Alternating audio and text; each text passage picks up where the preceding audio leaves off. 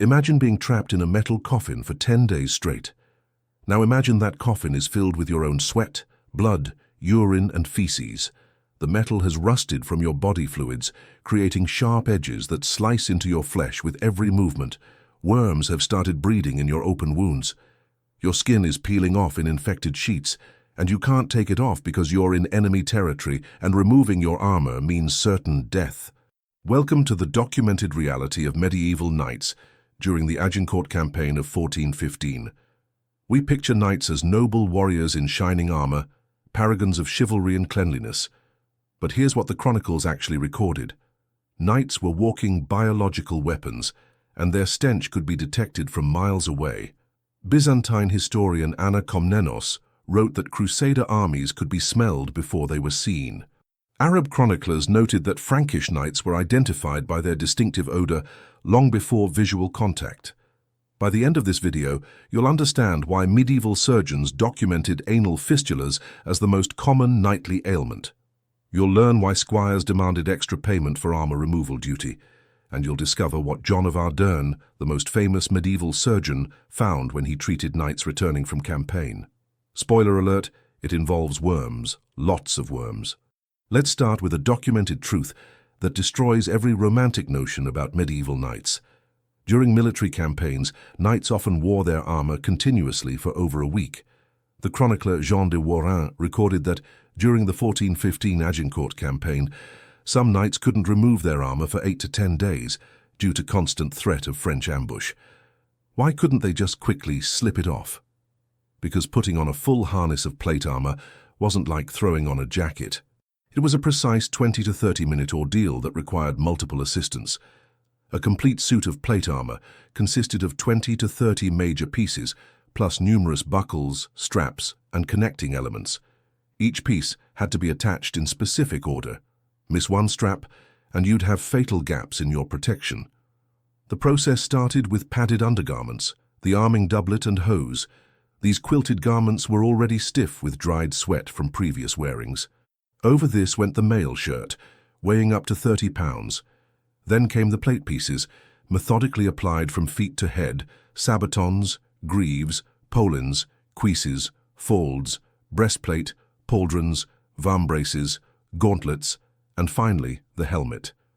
The French knight Geoffroy de Charny wrote in his Book of Chivalry from 1350, "Knights must endure heat, cold, and discomfort, often going without sleep, poorly fed, and suffering from thirst, with their armor chafing their bodies raw. Once in enemy territory, removing this protection could mean death." English archers specifically targeted knights during the vulnerable undressing process, so knights slept in their armor, they marched in their armor, they ate in their armor, and yes, they relieved themselves in their armor. Full plate armor was a marvel of engineering for protection, but a nightmare for human biology. There was zero ventilation. The metal conducted heat mercilessly. Scientific tests by the Royal Armouries demonstrated that internal armor temperatures could reach 122 degrees in direct sunlight. Knights at the Battle of Hattin in 1187 died from heat exhaustion before the Saracen forces even reached them. On a typical summer day, a knight would lose several pounds of water weight through sweat alone. This sweat had nowhere to go. It pooled in the sabatons, soaked through the padding, and created a perpetual moisture environment that bred pestilence. Medieval medical texts extensively documented what they called armor sores or harness boils. The constant rubbing of metal against skin, combined with accumulated sweat and bacteria, created open wounds that couldn't heal while the armor remained on. The medieval surgeon Henri de Mondeville wrote detailed descriptions of treating these wounds, noting that the padding beneath the armor would become saturated with blood and corrupt matter. In the heat and moisture, infections were inevitable. The wounds would weep continuously, creating a yellowish discharge that would eventually leak through the joints in the armor, leaving telltale stains that marked a knight who'd been too long in harness. The Chronicle of Jean Froissart describes the horror discovered at the Siege of Limoges in 1370. Knights who had worn their armor for 8 days straight were found to have worms in their sores when finally undressed. Medieval medical texts like John of Ardern's surgical treatises document wound myiasis, maggot infestation, as a recognized battlefield condition. The warm, moist environment of infected wounds under armor attracted flies that would find their way through gaps and lay eggs in the rotting flesh. Some medieval surgeons actually considered this beneficial, as the maggots consumed only dead tissue and potentially prevented the spread of gangrene. Arden wrote that he had seen white worms numbering in the dozens removed from a single wound. The management of human waste presents perhaps the most repulsive aspect of extended armor wear. Knights couldn't remove their armor to relieve themselves during active campaigns. While armor sometimes included a removable codpiece for urination, defecation was another matter entirely. The French military engineer Christine de Peasants noted in her Book of Deeds of Arms and of Chivalry that knights on campaign faced great discomfort of the body. Historical accounts confirm that knights would indeed soil themselves inside their armor when necessary. The waste would run down their legs and collect in their sabatons. Modern analysis of surviving armor in the royal armories shows distinct corrosion patterns at the joints, scientific evidence of urine damage. The acidic urine would react with the metal, causing it to rust from the inside. This rust would create rough, sharp edges that would cut into the skin with every step. The Milanese armor merchant Tommaso Garzoni documented in 1585 that used armor often showed corruption of the metal at the joints from the night's water. The reality of dysentery, the bloody flux, made everything infinitely worse. During the 1415 Agincourt campaign, Henry V lost more men to dysentery than to French weapons. The English chronicles record 5,000 deaths from disease versus only 112 in battle. Knights experiencing severe intestinal distress while trapped in armor faced a nightmarish situation. The combination of dehydration from diarrhea and the inability to properly clean themselves created a deadly cycle. The acidic waste would cause severe chemical burns on already damaged skin. Medieval hygiene standards were already minimal, but campaign conditions made everything worse. The padding under armor never fully dried. Archaeological textile analysis from the Battle of Towton, 1461, revealed that soldiers averaged over 1,000 lice per person based on preserved fabric remains. The medieval poem Land of Cockaigne wasn't exaggerating when it joked about monks having a garment of 1,000 lice. Every knight had them. The lice would breed exponentially in the warm, moist environment of the armor padding, laying eggs in every fold and crevice. But lice were just the beginning. Fleas thrived equally well, and their bites would become infected in the unhygienic conditions. The real horror was what medieval physicians called mortification of the feet, what we now recognize as trench foot. The surgeon Guy de Chauliac documented treating knights whose feet had turned black from restricted circulation and developed gangrene after prolonged armor wear. The perpetually moist environment inside the sabatons caused skin to macerate and peel away. In severe cases documented by medieval surgeons, amputation was required. Contemporary accounts describe the smell of campaign knights in visceral detail. The Byzantine princess Anna Komnenos wrote that the Crusader armies had a particular odor that preceded them. Arab chroniclers during the Crusades noted that Frankish knights could be detected by scent from great distances. The smell was so distinctive that experienced soldiers could estimate how long a knight had been in armor by odor alone. The combination of sweat, infected wounds, human waste, and rotting flesh created a unique battlefield perfume that announced a knight's presence long before he came into view. This stench had real tactical implications. Horses were documented to become agitated by the smell of long campaigning knights. There are accounts from the 100 Years' War of castle defenders identifying approaching forces by scent before visual contact. The smell was so overwhelming that squires demanded additional payment for armor removal duty. Some would use vinegar-soaked cloths over their faces, an early form of hazmat protection. The medieval military diet compounded all these problems catastrophically.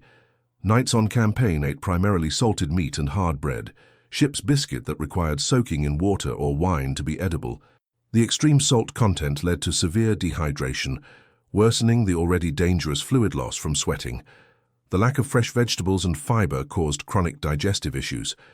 Medieval physicians documented the prevalence of stone-hard bellies, severe constipation, alternating with explosive diarrhea among campaigning knights. When the time finally came to remove the armor, it was genuinely traumatic. The knight Jean de Dinteville's squire recorded the process after the siege of Orléans in 1429. The padded arming doublet had to be cut away in pieces, having fused to infected skin through a combination of dried blood, pus, and sweat. The metal components were often stuck to the body with dried fluids and had to be carefully worked loose. The smell released when the breastplate was removed was so intense that attendants required strong stomachs and stronger wine. Medieval medical texts describe what lay beneath in clinical detail. John Ardern wrote of skin that appeared as white as a corpse from the river, macerated and waterlogged. Open sores covered much of the body. Fungal infections created what he described as white fur upon the skin. The feet were invariably the worst affected, swollen, with skin peeling away in sheets, and in severe cases, blackened toes indicating gangrene. The documented treatments were almost as horrific as the conditions. Wounds washed with boiling wine, cauterization with hot irons, and mercury-based ointments that caused additional chemical burns. Yet despite all this documented horror, knights continued to wear armor. Why? Because the alternative was certain death. At Crécy in 1346, unarmored Welsh spearmen were slaughtered by French crossbowmen, while armored English knights survived the arrow storm. The armor, despite its biological horrors, worked. It deflected blows that would otherwise be fatal. Knights accepted this devil's bargain, temporary suffering for long-term survival. The nobility maintained careful fiction about knightly cleanliness. Returning knights underwent days of medical treatment before appearing at court. The worst cases were hidden away until they recovered or died. There was an unspoken agreement not to discuss what happened inside the armor. But the medical texts tell the truth. Henri de Mondeville noted that the knight's most common ailment was inflammation of the hemorrhoids from sitting in armor, for which he prescribed a mixture of egg whites and rose oil, applied while still wearing the armor. This biological reality had major strategic implications. Military commanders had to factor in the physical degradation of their armored forces. After 2 weeks in continuous armor, combat effectiveness dropped dramatically. The Battle of Agincourt was partially won because the French knights had been pursuing the English for weeks and were weakened by disease and exhaustion when they finally engaged. The mud of Agincourt became a death trap, not just because of its depth, but because weakened knights who fell couldn't rise again. The Gesta Henrici Quinti records men drowning in a mixture of mud, blood, and human waste. So the next time you see museum armor gleaming behind glass, remember what those metal shells really contained. Remember the knight who marched for 10 days in his own waste, his feet rotting in his sabatons, worms eating his infected wounds, lice covering his body in thousands, all while maintaining the fiction of chivalric nobility. These weren't just warriors. They were survivors of one of history's most extreme endurance tests. The great irony is striking. The very armor that symbolized noble superiority made knights biologically inferior to the peasants they commanded. A peasant might be poor and dirty, but could at least wash in a stream and relieve themselves with dignity. Knights sacrificed basic human comfort for military advantage, becoming prisoners in their own protection. The shining armor hid a biological nightmare that would challenge modern hazmat teams. The royal armories still preserve armor showing corrosion from bodily fluids. The Wallace collection has pieces with clear rust patterns at the joints from urine damage. These artifacts are scientific proof of the price knights paid for protection. Next time you romanticize medieval knights, remember, they endured conditions that would break most modern soldiers, all in the name of staying alive for one more day. What's the most disturbing fact you learned about medieval knights? Let me know in the comments below. And if you thought this was bad, wait until you see my next video, Why Medieval Doctors Made Everything Worse, Blood, Pus and Mercury. Trust me, you'll never complain about a doctor's visit again. Remember to like, subscribe, and thank whatever deity you believe in. That modern armor comes with climate control and waste management systems. You've earned that privilege.